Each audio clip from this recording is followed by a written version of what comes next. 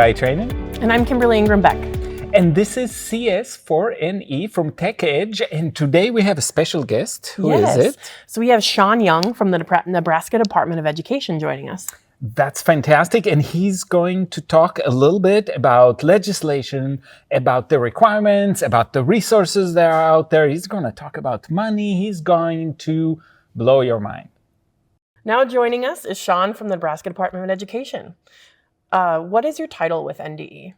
I am the Computer Science and Technology Education Specialist. So I work inside the Department of Career and Technical Education, but a lot of my focus is on this recently passed legislation around computer science and K-12 education. Awesome.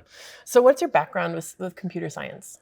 I taught computer science. Before that, I didn't start teaching until I was about 30. Before that, I went to school for economics, and when I was doing that, I got into the data analytics side of things. So learning a lot of like SQL and R and Python and stuff got me really interested in it. And then I kind of got the teaching bug due to some past experiences. My wife and mom were teachers. So then I taught computer science in Papillion for 7 years before I joined the NDE. All right, thanks. Yeah. So why was this legislation passed? So 2022, the initial bill was passed. It was brought largely by business and industry due to the tech worker shortage. Just not enough people in the workspace in Nebraska. We're short in a lot of areas, especially technology-related fields. So the hope is that passing this requirement gets more kids exposed to computer science education, and then on through to college and into the workforce. Wonderful. Yeah. So what exactly does this legislation require?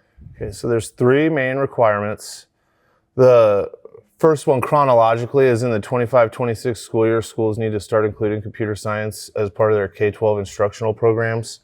And then by December of 2026, and then every year after, schools need to report on the status of computer science education in their districts to both their local school board and to the Department of Education.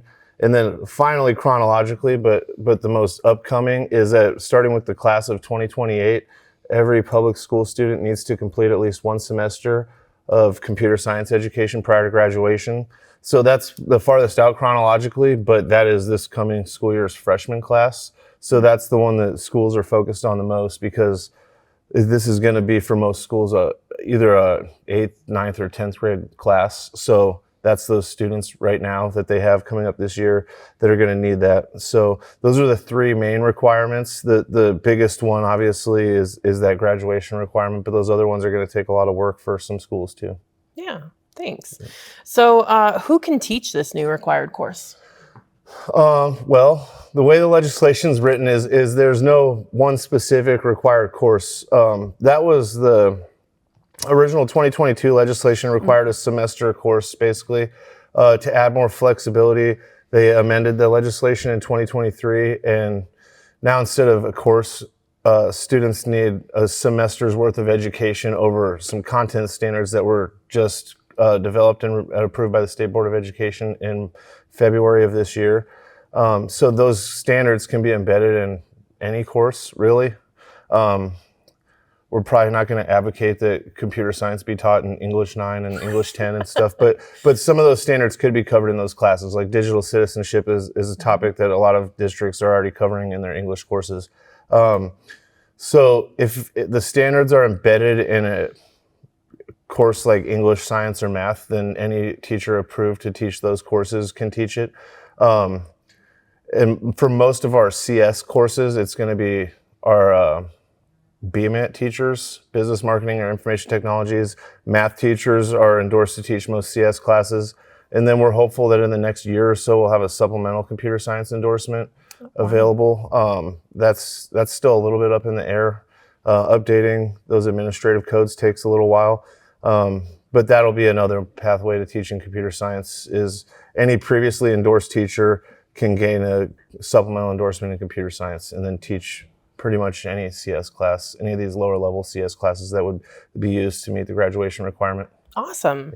Yeah. Can you tell us about any kind of funding there is for computer science? Yeah, so just a few months ago, the state legislature passed LB 1284, which includes the creation and appropriation of funds for a computer science and technology education fund. It's $1 million a year for each of the next 2 fiscal years. And then depending on if we get enough private donations, there are additional matching funds that would be available. So up to potentially $2 million a year. And there's some required uses for that fund. That would be training for teachers, helping teachers to gain supplemental endorsement, which again doesn't quite exist yet, stipends for teachers, and then just all sorts of ways that we can assist teachers. There's a little bit of flexibility in that, but the main one is going to be training teachers and trying to incentivize them to get that training so that they can be better prepared to teach these courses. Awesome. Well, thanks so much for joining us today, Shaun. Yeah, definitely. Thank you. Thank you for joining us on CS4NE, Computer Science for Nebraska. and we'll see you next time.